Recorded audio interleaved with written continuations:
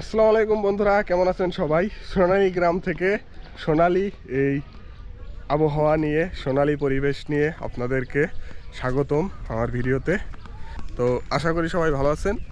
তো আজকে আমি এই সোনালী গ্রামের সোনালী মানুষদের সাথে সারা দিন কাটাবো, তাদের জীবনযাপন, তারা কি করছে এই সোনালী গ্রামে, সোনালী যে তাদের জীবন সোনালীভাবে পার করছে না কিভাবে পার করছে, এই সকল কিছু আপনাদের মাঝে তুলে ধরবো বন্ধুরা।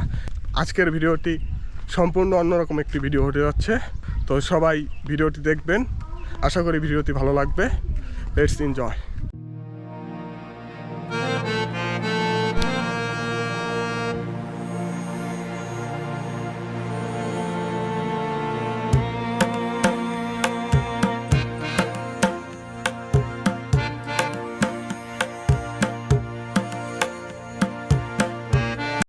দেখুন বন্ধুরা, গ্রামটি কিন্তু শুধু নামেই সোনালী না, গ্রামটি দেখতেও সোনালী আসলে। দেখুন, সবুজ শ্যামল ফসলে ভরা এই গ্রাম, সবুজ শ্যামল ফসলে ভরা এবং মেঠোপথ, মাটির যে মেঠোপথ গ্রামীণ আমরা সেগুলোই দেখতে পাচ্ছি। খুবই সুন্দর রাস্তা, হেঁটে আমার চোখের আমার দুনয়ন যেন পরিপূর্ণ হয়ে যাচ্ছে। এরকম পিচ্ছি সাইকেল চালাচ্ছে। নাম কি তোমার? আব্দুর রহিম। বাসা কোথায় তোমাদের? এই গ্রামের নাম কি? সোনালী গ্রাম। সোনালী গ্রাম? জি। সোনালী কেন এই গ্রামের নাম জানো? জি না। সোনালী গ্রাম কেন জানো না? এই সবুজ শ্যামল ফসলে ভরা, এই কারণে নাকি? আমি জানি না। বন্ধু আছে তোমার এই গ্রামে? আছে। কোন ক্লাসে পড়ো? অষ্টম শ্রেণী। অষ্টম শ্রেণী। জি। ও, সাইকেল চালাইতে পারো কতদিন? এই যে 5-6 দিন। হ্যাঁ, 5-6 দিন। 5-6 দিন ধরে সাইকেল চালাও? জি। বন্ধুরা দেখুন, আমরা ছোটবেলায় কত এরকম ভাবে সাইকেল চালানো শিখছি। তুমি কি নিচ দিয়ে পাও দেও না উপর দিয়ে? উপর দিয়ে। বন্ধুরা আমরা কিন্তু দেখুন এই সাইকেলের নিচ দিয়ে পা দিয়ে সাইকেল চালাইছি অনেক। এই যে গ্যাপ, এই গ্যাপ দিয়ে আমরা এইভাবে পা দিতাম, কিন্তু সে 5-6 দিন যাবৎ সাইকেল চালাই, কিন্তু উপর দিয়ে পা দিয়ে সাইকেল চালাই। দেখুন বন্ধুরা, কি অবাক করা কথা। আমরা কিন্তু অনেক চেষ্টা করেছি ছোটবেলায় যে এই সাইকেল একদিন চালাবো, কিন্তু উপর দিয়ে, কিন্তু আমরা পারিনি। ওই ছোট থাকতে আমরা নিচ দিয়ে পা দিয়ে সাইকেল চালাইছি। যারা যারা এই নিচ দিয়ে গ্রামীণ পরিবেশে এভাবে সাইকেল চালানো শিখেছেন, তারা অবশ্যই কমেন্ট করে ভিডিওতে জানিয়ে দিবেন যে কে কে এই গ্রামীণ পরিবেশে নিচ দিয়ে পা দিয়ে সাইকেল চালানো শিখেছেন। এই ফনিক্স সাইকেল, এই পিচ্চিকে দেখতে পাচ্ছেন, সেও কিন্তু চালাচ্ছে, কিন্তু উপর দিয়ে। তার নাকি সাইকেল চালানোর বয়স মাত্র 6 দিন। আজব করা তথ্য পুরা। এই সোনালী গ্রামে এসে আমি এরকম অভিজ্ঞতার সম্মুখীন হলাম। তো কেমন লাগে তোমার 6 দিন যাবত সাইকেল চালিয়ে? ভালো। ভালো? জি। এখন কি পারো ভালো মতো?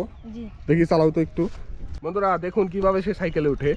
আমরা ছোটবেলায় এইভাবে অনেকেই উঠেছি। প্রথমে পা দিয়ে ধাক্কা দিয়ে রান করে তারপরে এইভাবে সাইকেলে উঠেছি। খুবই গ্রামীণ একটি পরিবেশ। এই সোনালী গ্রামে সেই আমরা এটি দেখতে পেলাম। সোনালী গ্রামের সোনালী জীবনযাপন বলতে পারেন আপনারা। সোনালী গ্রামের সোনালী ছেলেদের সোনালী জীবনযাপন দেখুন বন্ধুরা। তার নাকি বয়স মাত্র 6 দিন সাইকেল চালানো। দেখুন বন্ধুরা, আবার সেই সোনালী গ্রামে এসে সোনালী আরেকটি জিনিস দেখতে পেলাম, সোনালী শৈশবের। এই দেখুন, পুকুর খনন করছে তারা। এই পুকুর খনন করে আসলে তারা এই যে পুকুর খনন করার জন্য যে আমরা আগে দেখতাম যে আমাদের এলাকায় রাস্তা তৈরি করা হতো, সেই রাস্তা তৈরি করা হয়েছে। এই রাস্তা দিয়ে পুকুর খনন করার পরে এই ভাইয়েরা মাটি নিয়ে উঠে। দেখুন, একজনের ঘাট থেকে আরেকজন ঘাড় বদল করে এই যে সুন্দরভাবে মাটি নিয়ে যাচ্ছে। দেখুন, এই মাটি নিয়ে তারা আরেকটি উঁচু ঘর তৈরি করছে। এখন ঘর তৈরি করার কাজে তারা এটি ব্যবহার করছে। দেখুন, একের ঘাড় মানে 10-এর লাঠি 1-এর বোঝা, এরকম স্টাইলে তারা এরকমভাবে তারা কাজ করে যাচ্ছে। কি সুন্দর করে মাটি এই জায়গা ফেলতে ফেলতে তারা ঘরটি উঁচু করে এখানে একটি ঘর তৈরি করবে। দেখুন, থকে থকে মাটি ফেলা এখানে, খুবই সুন্দর। বন্ধুরা দেখুন, মাটি খনন করা হচ্ছে এখানে। কি করতেছেন? এটা কোন জায়গায় নেবেন?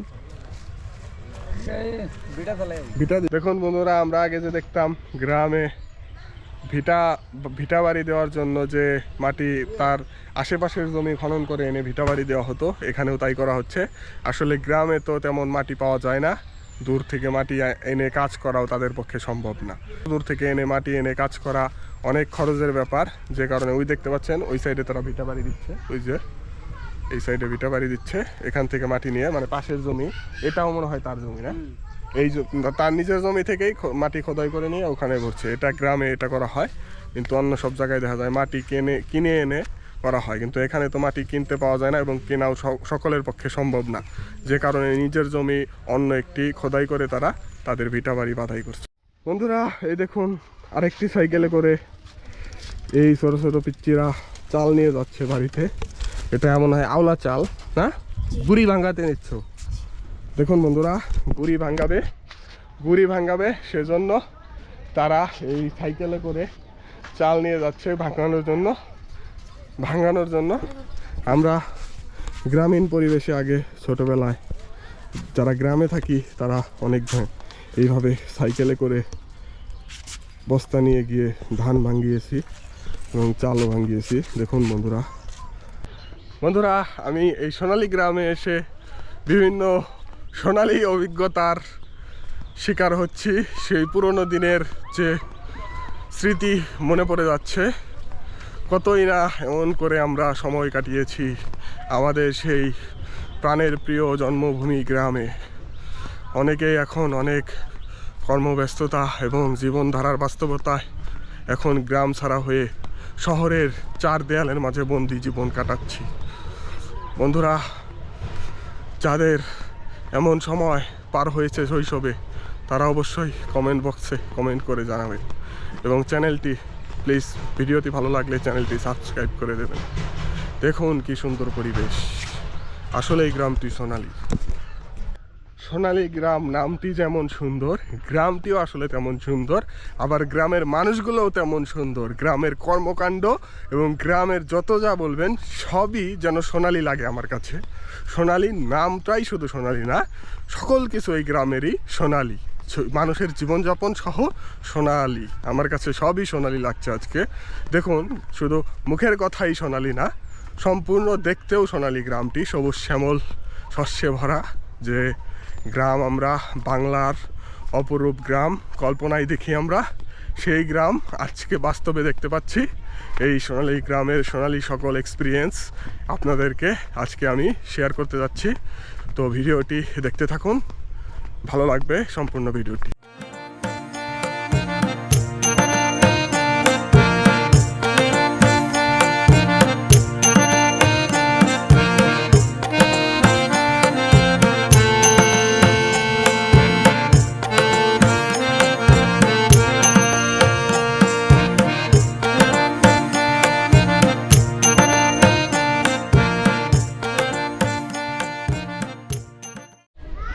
বন্ধুরা, এখন আমি আছি জারিদন মাছঘাটে সোনালী গ্রামের।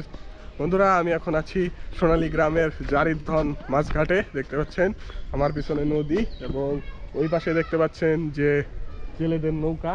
এই নৌকা নিয়ে কিন্তু জেলেরা এই মেঘনা নদী, সুবিশাল মেঘনা নদী, এই নদীতে মাছ মারতে যায় তারা। এই বড় বড় নৌকা নিয়ে দেখতে পাচ্ছেন, বড় বড় মাছ ধরার নৌকা। এখানে আসলে জেলে সমাজদের যে নৌকা ভিড়িয়ে রাখার বা নোঙর করার যে স্থান থাকে, এটা আসলে সেটি আপনারা দেখতে পাচ্ছেন। এখানে কিন্তু আসলে জোয়ার ভাটা হয়। দেখুন, জোয়ার ভাটার কারণে এখন পানি নেই, এখন মনে হয় ভাটা চলছে। জোয়ার সময় ঠিকই এই নৌকাগুলো পানিতে ভাসবে, যখন জোয়ার আসবে তখন। দেখুন বন্ধুরা, এখানে যার যার নৌকায় তার নাম লেখা, মনির হোসেন জারিদন মাছঘাট। আমরা এটা দেখতে পাচ্ছি, স্পষ্ট বুঝতে পারছেন কিনা জানি না। দেখুন, মনির হোসেন জারিদন মাছঘাট, তার এই পতাকায় লেখা, পতাকার মাধ্যমে মনে হয় মাছের যে বা এই নৌকার যে মালিক তার নাম মেনশন করা থাকে, এমনটাই হবে আশা করি। তো খুবই ভালো লাগছে এরকম সোনালী গ্রামের। তো বন্ধুরা, আমার খুবই ভালো লাগছে এরকম সোনালী গ্রামে এসে সোনালী মানুষদের সাথে এবং সোনালী এই সময় কাটিয়ে তাদের সাথে খুবই ভালো লাগছে। এরকম সোনালী সকল অভিজ্ঞতা আমি এক্সপ্লোর করছি। তো দেখতে থাকুন ভিডিও, আর অনেক কিছু দেখাবো আপনাদের এই সোনালী গ্রামের। কি করতেছেন ভাই? জাল তো নি ভাই, জাল তোলেন? এটা এই জালে কি ধরেন? ইলিশ মাছ। ইলিশ মাছ। কত বছর যাবত করতেছেন এগুলা? এই যে এখানে 8-10 বছর। আর 8-10 বছর। কত বয়স থেকে করেন আপনাদের? আমি যে আগে যেমতে 11 বছর থেকে ধরেন হ্যাঁ। সানজেল পাইতেছি। সর্বোচ্চ বড় কত বড় মাছ পাইছেন আপনি? 1-1.5 কেজি এলা 1-1.5 কেজি আলা। কি মাছ এটা? ইলিশ মাছ। ইলিশ। এই জালে কি ইলিশ ধরে? যে ফাঙ্গাসও বাজে 15-16 কেজি 12 কেজি। ধরছেন? কত বড় ধরছেন সর্বোচ্চ? আমরা 14 কেজি পর্যন্ত ধরছি। 14 কেজি কি পাঙ্গাস? জি। বিশাল বড় মাছ ধরছেন। এইটা কি মেঘনাই শুধু? যে মেঘনা নদীতে মারেন? যে কত দূর যাইতে হয় আপনাদের মাছ মারার জন্য? আমরা ধারে মারতে হয়। অনেক সময় আধা ঘন্টা চালু দেয়, আবার সময় কাফে যাই মারতে পারি না। গভীর জলে ধরে না মাছ নাকি? না মানে সব জায়গায় ধরন যায় না। আর নামাই গেলে আর কি গ্যাসের নামাই মারতে হয়, আবার গ্যাসের মশলা দিয়ে মারতে হয়। উজানের সময় না ভাটার সময় ধরেন? ভাড়া জোয়ার দোনো সময় ধরন যায়, মানে ভাড়ার জোয়ার নেই, সব জোয়ার। সময় ধরন যায়। জোয়ার ভাটা সব সময়। জি। এই কয়দিন পর পর বোনা লাগে আপনাদের জাল? জাল ছিললে ধরেন 2-4-5 দিন পর তোলা লাগে, আবার বেশি ছিল দেন 2-1 দিন পর তোলা লাগে, আবার অনেক সময় না তোলা লাগে। এই জালের দাম নাকি অনেক এগুলা? জালের দাম কত? হ্যাঁ, জালের দাম কেজি ধরেন 700-800। 700-800 কেজি। জি। মানে সুতা কিনে আনেন? না না, জাল এমনি জাল। কিনে আনি। আর সুতা কিনে আনতে ধরেন, তাহলে যে এটা তো বানাইতেছেন আপনি নিজে, হ্যাঁ? না এটা মেশিনে তৈরি, তাহলে আমরা এখন তুলতেছি।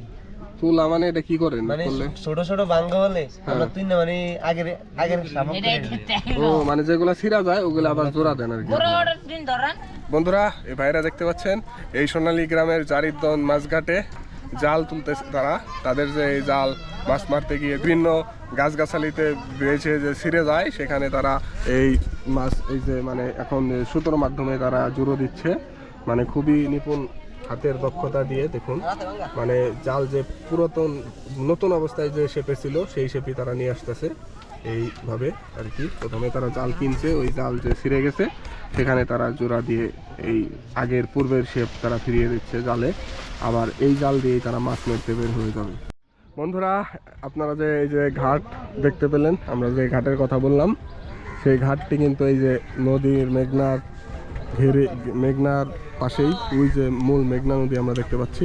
মেঘনা নদী থেকে খালের মতো একটি ছোট নদী আর কি বয়ে এসেছে। ওই মেঘনার তুলনায় এটি খালি বলা চলে। বিশাল মেঘনা দেখতে পাচ্ছেন ওই দূরে, সেই মেঘনা থেকে ছোট্ট একটি শাখা বের হয়ে এসেছে। এই শাখাই এই জেলে সমাজ তাদের নৌকা এনে রেখে দেয়। দেখতে পাচ্ছেন একটি নৌকা দিতে যাচ্ছে।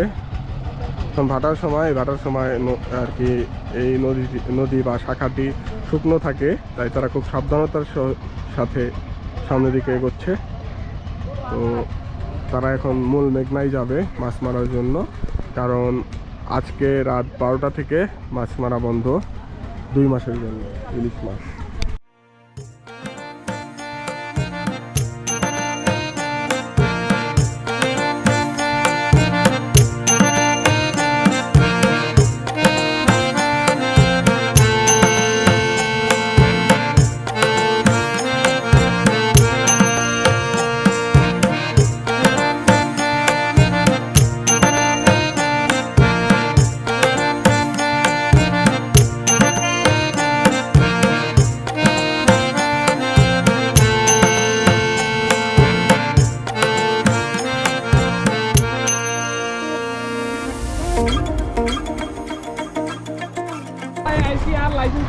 বন্ধুরা, আমরা অবশেষে দুর্গম ভাঙাচোরা গ্রামের পথ পাড়ি দিয়ে চলে আসলাম মেঘনা তীরবর্তী এলাকায়।